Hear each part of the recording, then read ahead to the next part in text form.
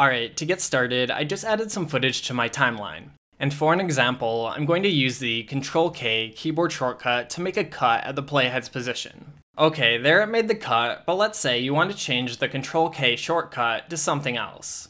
To change the shortcut, let's go up to Edit, Keyboard Shortcuts. Now in the pop-up, you'll see a keyboard with all the default keyboard shortcuts. We want to change one of the defaults though, so let's go over to the search box and type Ctrl-K inside.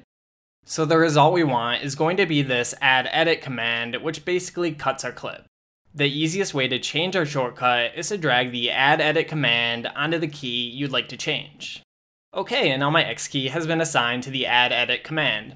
If you want to do Ctrl X instead, you'd hold down the Control key while dragging add edit onto the X key.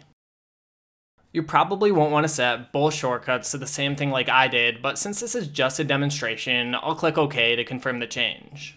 Now, back on the timeline, I can just hit the X key on my keyboard to make a cut at the playhead's position, and I could also use Ctrl X since I set that too. Alright, next let's reopen the shortcuts pop-up by using the Ctrl-Alt-K keyboard shortcut. In the pop-up, notice that since we changed one of the keys, the keyboard layout preset changed to custom. Before, it was on the Adobe Premiere Pro default. Custom can work okay in a pinch, but whenever you change shortcuts, it's a good practice to create a new preset so you don't lose your changes. So to save my preset, I'm just going to click the Save As button. Then I'll give my preset a name and hit OK. Alright, and there's my new sample preset that I can select whenever I want to use my custom shortcuts.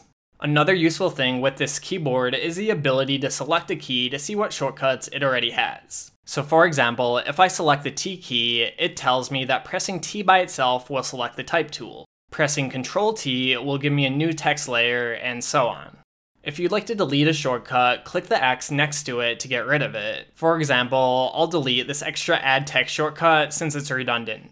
And if you ever change something you didn't mean to on accident, there's this helpful undo button that undoes your most recent change. Alright, and that's it for this lesson. Thanks for watching, and I'll see you in the next one.